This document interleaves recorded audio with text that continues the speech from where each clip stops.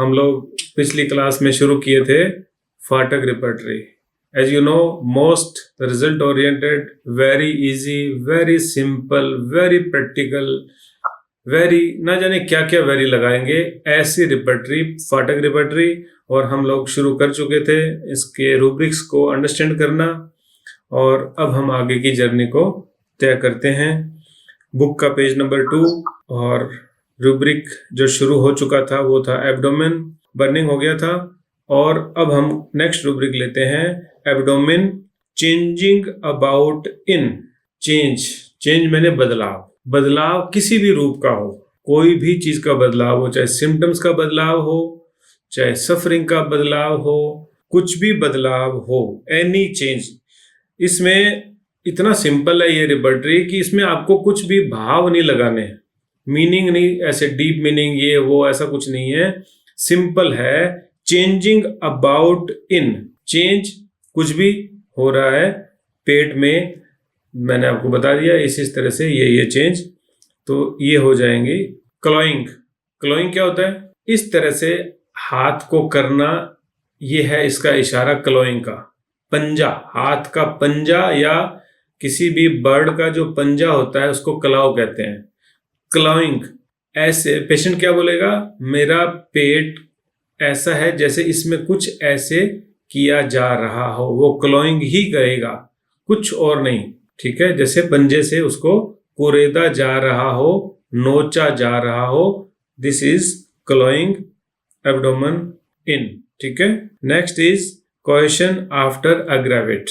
क्या एग्रावेट हो रहा है? पेन एग्रावेट हो सकता है, गैस एग्रावेट हो सकती है, हैवीनेस एग्रावेट हो सकती है, कुछ भी। जब एब्डोमेन में एग्रावेट हो जाएगा आफ्टर क्वेश्चन, तब ये रूब्रिक अप्लाई होगा। कुछ भी एग्रावेट हो जाए, ध्यान करने की जरूरत है, पेट में कुछ भी एग्रावेट हो जाए तो ये रूब्रिक अप्लाई किया जाएगा। Okay. Next is coldness in abdomen. Coldness simple है, ठंडापन। यहां पे कोल्डनेस का एक भावार्थ भी लगेगा, वो मैं आपको बताता हूं। पहले जो वर्ड मीनिंग टाइप है उसको देख लो। कोल्डनेस मीन्स ठंडापन, पेट में ठंडापन। ठंडापन का यहां मतलब जो भाव है वो ये लगेगा कोल्डनेस।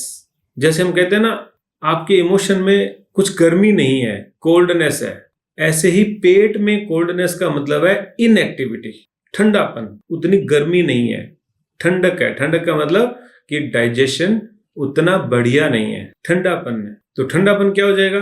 पूरा का पूरा सिस्टम, जो जो पेट का काम है वो सारा ही ठंडा है, ठीक है।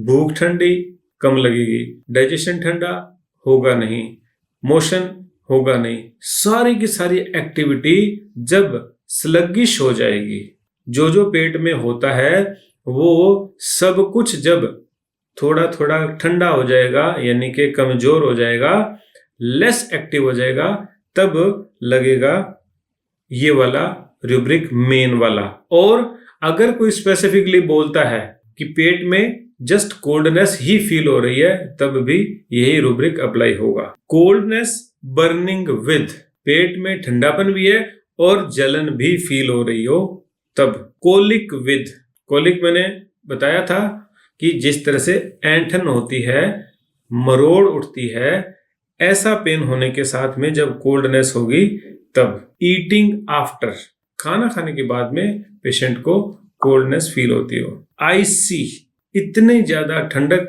कि जैसे बर्फ हो। प्रेशर एग्रावेट, कोल्डनेस को प्रेस कर देने से, यानी कि पेट को प्रेस कर देने से कोल्डनेस एग्रावेट हो रही हो, तो pressure aggravate the coldness in abdomen. Coldness throat rising to, गले तक उठती है वो ठंडक। कोल्डनेस थ्रोट राइजिंग टू, ये हो गया अपना coldness abdomen. Next rubric is concussion aggravate. फाटक रिपर्टरी के बारे में जो खास बातें हैं वो जैसे जैसे रूब्रिक आएंगे मैं आपको बताता जाऊंगा। फाटक रिपर्टरी में एग्रावेट जो वर्ड है वो not only for aggravation but also used for element from. जब एलिमेंट वहां से होगी तब भी एग्रावेट वर्ड यूज किया जाता है। ये फाटक में स्पेशल खास है, ठीक है। Concussion aggravate. कंकशन, जब अपन ने इंजरी पढ़ी थी ना, कभी भी आपने इंजरी पढ़ी होगी, तो इंजरी में क्या होता है, डिफरेंट काइंड की इंजरी होती है, कंकशन, कंट्यूजन, लेसेरेशन, है ना, इस तरह से। तो concussion is injury where there is no bleeding. चोट लगी है लेकिन ब्लीडिंग नहीं है, चोट लगी है लेकिन ब्लीडिंग नहीं है। Disturbances are only at the level of function only. तो फंक्शनल डिस्टर्बेंसेस आएगी, ब्लीडिंग नहीं होगी, टिश्यू डैमेज नहीं होगा, ओनली फंक्शनल डिस्टर्बेंसेस आएंगी। ऐसी इंजरी को कंकशन कहते हैं। तो कंकशन एग्रावेट, यहां पे कंकशन के बाद में तकलीफ का शुरू होना भी है, और ऑफ कोर्स एग्रावेट तो है ही। वो तो ऐसा नहीं है कि एग्रावेट का मतलब एग्रावेट नहीं है।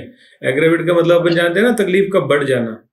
तो कंकशन एग्रावेट अपन एब्डोमेन कर रहे हैं, ठीक है। तो ऐसा झटका या जारिंग कुछ ऐसा हो जाए जिससे तकलीफ का बढ़ जाना हो जाए, तो ये रूब्रिक अप्लाई किया जाएगा। And bryonia is only medicine. जहां ओनली मेडिसिन है, और खास करके वो पैथोलॉजिकल कंडीशन हो, गजब काम करती है दवाई, गजब, जिसको कहेंगे ना गजब। मैंने इसी एक रूब्रिक से कितने ही लोगों को पेनक्रेटाइटिस, कोलिसिस्टाइटिस और न जाने क्या क्या जो एब्डोमिनल कंप्लेंट्स हैं उसको ठीक किया हुआ है, सर्जरी की जरूरत नहीं पड़ी। अपेंडिसाइटिस भी हम ठीक करते हैं इसी एक रूब्रिक से। जरा भी मूवमेंट, जरा भी थ्रश, जरा भी कंकशन, जरा भी मोशन एज वेल, मोशन, ठीक है, वो भी अगर एग्रावेट करे, ब्रेनिया इज द मेडिसिन, ठीक है। यहाँ पे आपके सामने है ये दवाई, ठीक है। कंकशन एग्रावेट, कंट्रैक्टेड, क्या, एब्डोमेन कंट्रैक्टेड। कंट्रैक्टेड मीन्स सिकुड़ जाना, पेट का सिकुड़ जाना।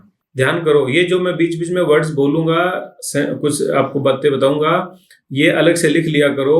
एग्रावेशन वाली बात बताई ना, उसी तरह से यहां मैं बता रहा हूं कि पेशेंट को सच में चाहे कंट्रैक्शन हो या फील कर रहा हो, दोनों में एक ही रूब्रिक अप्लाई होगा।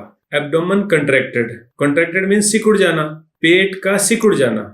जिस तरह से डिस्टेंशन है उसी तरह से अपोजिट उसका कंट्रैक्शन है। तो एब्डोमेन कंट्रैक्टेड हो गया।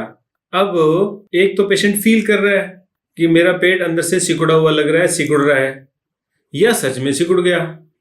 दोनों में सेम रूब्रिक अप्लाई होगा, दोनों ही सच है। तो abdomen contracted, mag phos is single medicine. Contraction hourglass, hourglass क्या होता है? आवर ग्लास मैं आपको दिखाऊं क्या इसमें? कोशिश, जो पुराने टाइम के अंदर एक टाइम नापने के लिए यस यस, हाँ वो डंबल शेप, यस यस, ठीक है, बिल्कुल आपको पता है, अच्छी बात, सब समझ गए होंगे। आवर ग्लास तो वो मतलब ऊपर बड़ा, नीचे बड़ा, बीच में से नैरो होता है, जिसमें से सैंड जो है ना वो धीरे धीरे नीचे गिरती रहती है, और उसको टाइम नापने का एक तरीका प्रयोग में लाया जाता था पहले, कभी अभी भी करते हैं जस्ट। एनीवे, तो वो जो उसको बोलते हैं आवर ग्लास, ठीक है।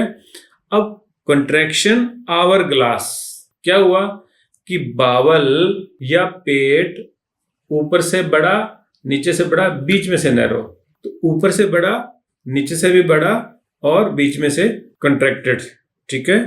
ऐसा कंट्रैक्शन एब्डोमेन में है, तब ये रूब्रिक यूज किया जाएगा। कैसा होगा?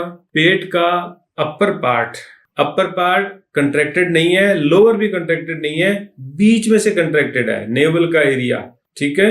ऐसा शेप अगर कभी मिले, दिस इज द मेडिसिन, ठीक है। Rhus tox is medicine, single medicine है।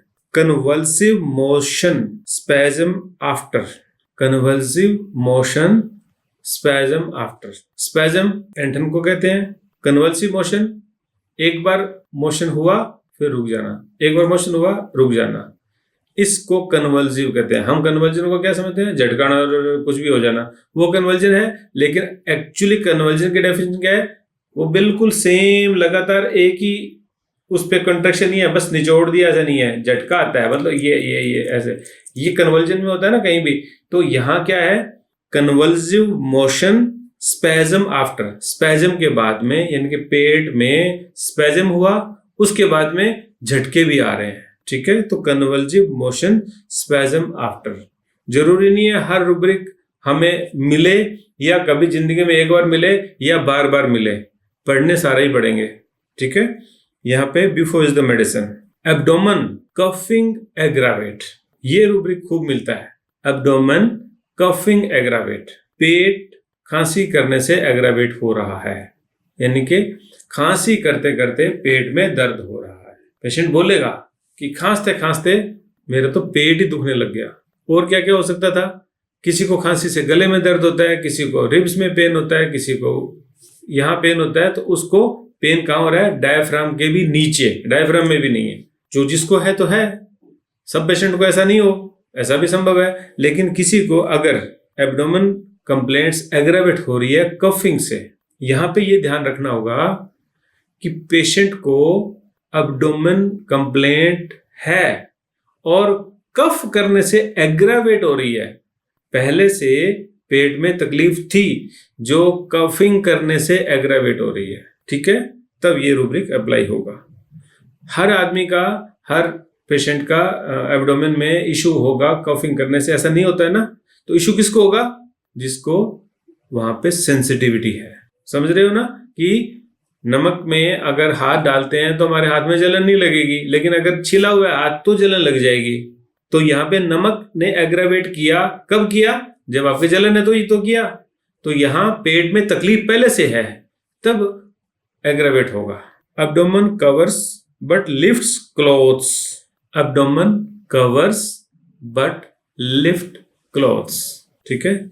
यहाँ पे कवर को जस्ट कवर समझ लो, ऐसा नहीं है वो कवर भी कर रहा है और लिफ्ट भी कर रहा है, ऐसा नहीं है।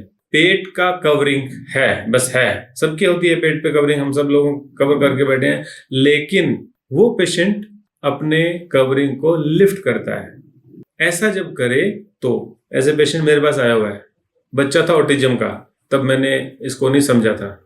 तो वो बच्चा कुछ भी नहीं, जस्ट यहाँ नेवल से ऊपर तक अपना शर्ट को पकड़ के रखता था। क्यों रखता था कुछ पता नहीं है, क्या तकलीफ थी, ऑटिज्म है तो वैसे भी क्या बताएगा, लेकिन वो पेट को अनकवर कर रहा था। तो लिफ्ट द क्रॉस। अब क्या अपन सोच सकते हैं कि ऑटिज्म में ये वाला रूब्रिक अप्लाई हो जाएगा, लेकिन हो जाते हैं ऐसे rubric apply. Diarrhoea sense of, diarrhoea sense of, पेट में डायरिया हो जाएगा ऐसा सेंस हो रहा है, उसको लगता रहता है कि दस्त लगेगा दस्त लगेगा। तो कांस्टेंट इनइफेक्चुअल अर्जिंग जैसा है ये, ठीक है, डायरिया सेंस ऑफ, लेकिन वहां पे कांस्टेंट अर्जिंग फॉर स्टूल है। स्टूल मींस स्टूल, ये नहीं पता कि वो लूज स्टूल है या कॉन्स्टिपेटेड स्टूल है। स्टूल मींस ओनली स्टूल, यही तो बात है। यहाँ डायरिया है, पेशेंट को लग रहा है कि loose stool will come, frequent stool will come. Diarrhoea की क्या डेफिनेशन है, यही तो है ना, frequent and loose stools is diarrhoea, ठीक है। तो पेशेंट को लगेगा, सेंस होगा कि डायरिया होगा। नेक्स्ट रूब्रिक है abdomen distended, tympanitic, inflated etcetera. Inflated किसको कहते हैं, जैसे गुब्बारे को हमने एयर से इन्फ्लेटेड कर दिया, यानी कि उसको फुला दिया, ठीक है, ये इन्फ्लेटेड हो गया, यानी कि कोई ऑर्गन को इन्फ्लेटेड कर दिया, फुला दिया। टिम्पेनेटिक, टिम्पेनेटिक भी इसी को बोलते हैं, डिस्टेंडेड, फूल जाना। तो गैस से जब फूल जाएगा तब भी और अदरवाइज भी, कैसे भी, जब डिस्टेंडेड है एब्डोमेन, जब डिस्टेंडेड है, ये रूब्रिक अप्लाई होगा। अच्छा रूब्रिक है, बहुत बढ़िया काम करता है। अब ये कब कब काम करता है, जब रियली पेशेंट को फ्लैचुलेंसी है, पेट डिस्टेंडेड है, पेशेंट फील कर रहा है कि मेरा पेट डिस्टेंडेड है, फूला हुआ है। Patient even after delivery, baby deliver हो गया, पेट अभी भी नॉर्मल शेप में नहीं आया, ये भी वही है डिस्टेंडेड। कुछ भी होकर के जब नॉर्मल से ज्यादा ब्लोटेड और डिस्टेंडेड हो जाएगा तो ये रूब्रिक अप्लाई होगा। अब इसके सब रूब्रिक्स है। चिल्ड्रन इन, बच्चों में जब पेट बड़ा है यानी कि डिस्टेंडेड है। बहुत पेरेंट्स बच्चों को लेके आते हैं जिसका पेट बहुत ज्यादा बाहर आ गया, छोटा सा बच्चा है 3 साल का 5 साल का, लेकिन पेट उसका बाहर है। अब यहाँ पे हमें ये चीज तो ध्यान रखनी पड़ेगी कि बच्चों का पेट बड़ों की तुलना में थोड़ा सा ज्यादा तो बाहर रहता है, लेकिन वो जब एबनॉर्मली डिस्टेंडेड है, जब आपको भी लगे कि यस इट इज रोंग, तब हम ये रूब्रिक अप्लाई करेंगे। यहाँ बेरेटा, गल्केरिया, कॉस्टिकम, सल्फर दवाइयां हैं, काम करती है 101%। Abdomen distended, cloth feel tight, पेट फूला हुआ है, डिस्टेंडेड है, और जब उसको ये लगे कि पेट पे जो क्लॉथ है वो टाइट है, तो यहाँ पे लैकेसिस नहीं है, यहाँ पे है मॉस्कस। देख के देखना, वंडर करेगी। ठीक है, क्लॉथ लूजनिंग एम्लोरेट, लूजनिंग एम्लोरेट, उसके रूब्रिक के आगे लिखा हुआ है एक प्लस का निशान और मेडिसिन लिखी हुई है ओनोस्मोडियम। ये प्लस का निशान क्या है जी? ये प्लस का निशान है कि ये रूब्रिक, ये मेडिसिन डॉक्टर फाटक के बाद में उनके बेटे ने इसको ऐड किया था। ठीक है, तो ये प्लस करके लिखा हुआ है onosmodium is the medicine. Abdomen distended contracts when touched, कितना अच्छा रूब्रिक है, अगर मिल जाए तो कुछ भी ठीक करेगा। Abdomen distended contracts when touch, छुआ और एकदम से अंदर चला गया पेट। ठीक है, कॉन्ट्रैक्ट्स व्हेन टच्ड। ठीक है, colchicum single medicine. Abdomen distended epilepsy before, epilepsy before क्या होगा? ये बिफोर एपिलेप्सी है, एपिलेप्सी बिफोर नहीं है, तो एब्डोमेन डिस्टेंडेड है before epilepsy. Cuprum and lachesis medicine है, कभी मिल जाएगी तो बहुत बढ़िया काम करेगा, मेरे पास आज तक कोई नहीं आया ऐसा। Abdomen distended fontanelles open with, fontanelles open with, fontanelles जानते हैं ना, बच्चे के सिर पे जो फोंटेनेल है वो ओपन है और एब्डोमेन भी डिस्टेंडेड है। सैलिशिया सिंगल मेडिसिन, सिंगल मेडिसिन खास करके ध्यान करना, ऐसा आपको कहीं नहीं मिलेगा जैसा फाटक रिपर्टरी में मिल रहा है, और उतना ही श्योर शॉट काम करेगी दवाई। जस्ट हमें पता होना चाहिए कि ये कहाँ है, इसको कैसे हमने उठाना है, क्या लैंग्वेज डाल के हमने सर्च करना है। Fontanelles open with silicea single medicine है। एब्डोमेन डिस्टेंडेड हार्ड, डिस्टेंडेड भी है और हार्ड भी है। ठीक है, kali carb. Abdomen distended hot, abdomen distended है, हॉट है, गर्म है, merc dul is the medicine. Abdomen distended hysterical, इनकी फॉल्स, पेशेंट ओवर सेंसिटिव है, हिस्टेरिकल फीचर्स उसके अंदर है, और वो प्रटेंड कर रहा है, दिखा रहा है, शो ऑफ कर रहा है बीइंग कि वो बहुत सेंसिटिव है, उसको कंसोलेशन या लोगों का ध्यान आकर्षण करना है।